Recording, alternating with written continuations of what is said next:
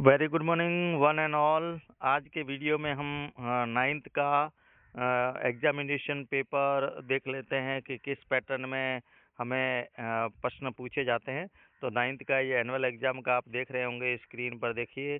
हम चलते हैं, ये दो पैसेज जिस तरह से दिए गए हैं, इसमें भी कुछ क्वेश्चन डायरेक्ट पूछे जाते हैं, कुछ है वो ऑप्शन दिए जाते हैं। तो टू पैसेज आ गए, उसके बाद में राइटिंग का सेक्शन आ गया। हम ग्रामर का देख लेते हैं, आज सी सेक्शन में चले जाते हैं सीधे। तो सी सेक्शन में देखिए, टेंस का किस तरह से पूछा जाता है। Fill in the blanks with the correct form of the verb given in the bracket. तो टेंसेज के ये 4 क्वेश्चन दिए गए हैं। तो किस तरह से, he dash to Jaipur tomorrow. तो टुमारो एडवर्ब आते ही हम किसका यूज करेंगे, टुमारो एडवर्ब आते ही कौन सा टेंस हो गया, ये टेंस हो गया फ्यूचर का सिंपल। तो फ्यूचर के सिंपल में क्या सूत्र है, शैल विल और वर्ब की फर्स्ट फॉर्म। तो आंसर क्या हो गया he will go to Jaipur tomorrow. अब आगे देखिए second one, boys dash at this time. तो यहाँ पर बच्चों हम देख सकते हैं कि एट दिस टाइम ये एडवर्ब सीधा सीधा दिया गया है, और एट दिस टाइम में वो प्रेजेंट कंटिन्यूस का एडवर्ब है। तो प्रेजेंट कंटिन्यूस में सूत्र क्या होता है, इज आर एम और वर्ब की आईएनजी फॉर्म। बॉयज प्लूरल है, तो प्लूरल के लिए हम आर लगाएंगे। तो the boys are playing at this time is a correct sentence. Third में चलते हैं, Reena dash tea every day. तो यहाँ पर भी बिल्कुल सिंपल एडवर्ब दिया गया है। Every day means the action, जो हैबिचुअल एक्शन या एक्शन रिपीटेड फ्रीक्वेंटली वो होती है, या एवरी डे ऑलवेज ये प्रेजेंट सिंपल के हैं। प्रेजेंट सिंपल में सब्जेक्ट एक वचन हो तो वर्ब के साथ एस यस लगता है। Reena is a singular, so the answer is takes होगा, Reena takes tea every day. Fourth में चलते हैं, I dash a new dot yesterday. तो यहाँ पर भी बच्चों एकदम क्लियर कट एडवर्ब दिया गया है, यस्टरडे। यस्टरडे हमें ये इंडिकेट करता है कि सिंपल का पास्ट है। सिंपल के पास्ट का सूत्र है वर्ब की सेकंड फॉर्म। भले कोई भी सब्जेक्ट हो, सेकंड फॉर्म पर कोई फर्क नहीं पड़ता, singular plural, first person, second person, third person. तो बाई का सेकंड फॉर्म क्या होता है, बॉट। तो आंसर क्या होगा, I bought a new toy yesterday. Question number 7 में चलते हैं। सेवंथ में रिलेटिव प्रोनाउन भरने हैं। रिलेटिव प्रोनाउन से सेंटेंस जोड़ने के लिए पूछे जा सकते हैं और पढ़ने के लिए भी पूछे जा सकते हैं। तो हम यहाँ देख लेते हैं, आई सा the man made this bed.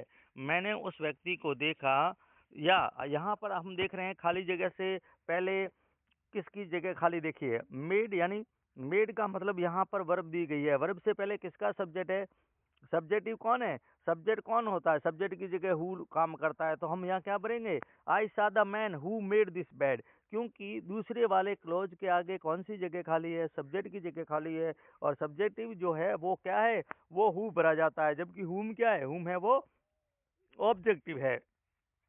तो सब्जेक्ट का सर्वनाम हम भरेंगे हु। तो मैंने उस व्यक्ति को देखा जिसने ये बेड बनाया। दूसरा देख लेते हैं, दिस इज द क्वेश्चन। अब हमें पता है कि जो वस्तु या एब्स्ट्रैक्ट के लिए हम क्या का यूज करते हैं, दैट का यूज करते हैं।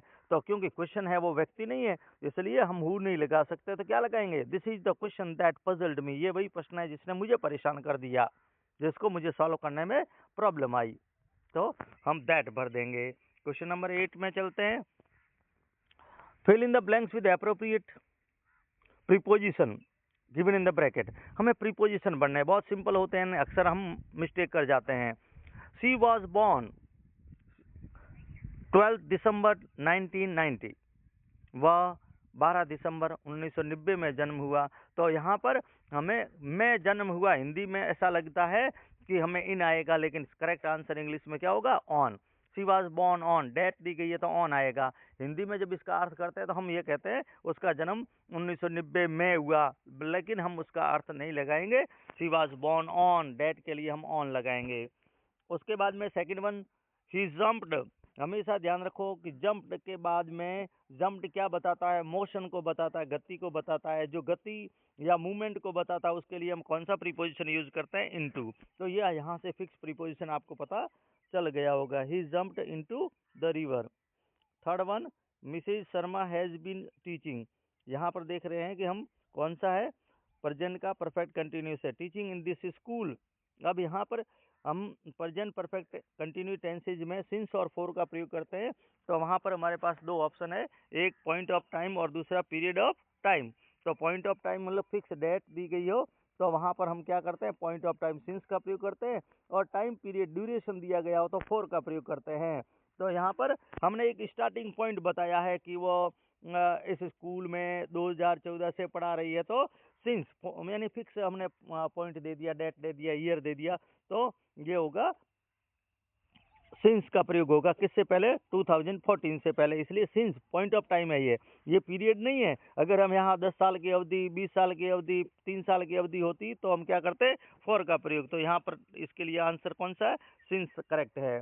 चलिए क्वेश्चन नंबर 9 को देख लेते हैं, जिसमें हमको डिटरमिनर्स पढ़ना है। डिटरमिनर्स में कौन कौन से आते हैं, आर्टिकल आते हैं, और ये जो किसी संख्या को या मात्रा को डिसाइड करते हैं वो डिटरमिनर है, तो आर्टिकल भी उसमें आ गए। नेहा इज, अब ऑनेस्ट के आगे कौन सा आता है, ये आप शुरू की क्लासों से पढ़ते जा रहे हैं, ऑनेस्ट के आगे हमेशा एन आएगा। Neha is an honest girl, लेकिन हमेशा ध्यान रखिए, अगर मैं इसी सेंटेंस को ऐसा दे देता हूँ, नेहा इज, अगर गर्ल को मैं रिमूव कर लेता हूँ, अगर हम गर्ल को रिमूव कर लेते हैं, नेहा इज ऑनेस्ट, तो वहाँ पर आर्टिकल नहीं आएगा, वहाँ नेहा इज ऑनेस्ट ऐसा हम कह सकते हैं। लेकिन हमने गर्ल आया तो अकाउंटेबल नाउन दे दिया, तो एन आ जाएगा, तो क्या आ जाएगा, एन आ जाएगा। दूसरे को देख लेते हैं, my friend has interesting books. अब यहाँ पर देखिए बुक्स है वो प्लूरल दिया गया है, और बुक्स कैसा है, काउंटेबल है, तो काउंटेबल के लिए सम आता है या मच आता है, मच किसके लिए आता है, जो मात्रा होती है उसके लिए, जिनको हम काउंट कर सकते हैं उनके लिए हम क्या यूज करेंगे, सम। और हमेशा याद रखो, सम एक ऐसा डिटरमिनर है जो काउंटेबल और अनकाउंटेबल के साथ में भी यूज किया जा सकता है, तो सम है। लेकिन मच है वो केवल अनकाउंटेबल के साथ, केवल मात्रा के साथ, तो यहाँ पर काउंटेबल के साथ हम सम लगाएंगे, सम इंटरेस्टिंग बुक्स। और हम सम क्यों लगा रहे हैं, क्योंकि वहाँ आगे प्लूरल दिया गया है। और इसमें हमको ये भी ध्यान रखना है, यदि my friend has interesting book, अगर यहाँ सिंगुलर हो और यहाँ ए एन का प्रयोग हो, तो हम क्या लगाएंगे, एन इंटरेस्टिंग बुक। अगर बुक सिंगुलर हो तो इंटरेस्टिंग के आगे हम एन भी लगा सकते हैं। थर्ड देख लेते हैं, there is not money in monkey, there is not monkey in the tree. तो हम यहाँ पर देख लेते हैं, देखिए अब एनी और सम, सेंटेंस कैसा है, नेगेटिव है, कैसा है, नेगेटिव है, नकारात्मक है, और नकारात्मक में हम क्या यूज करते हैं, नकारात्मक में हम हमेशा एनी का प्रयोग करते हैं।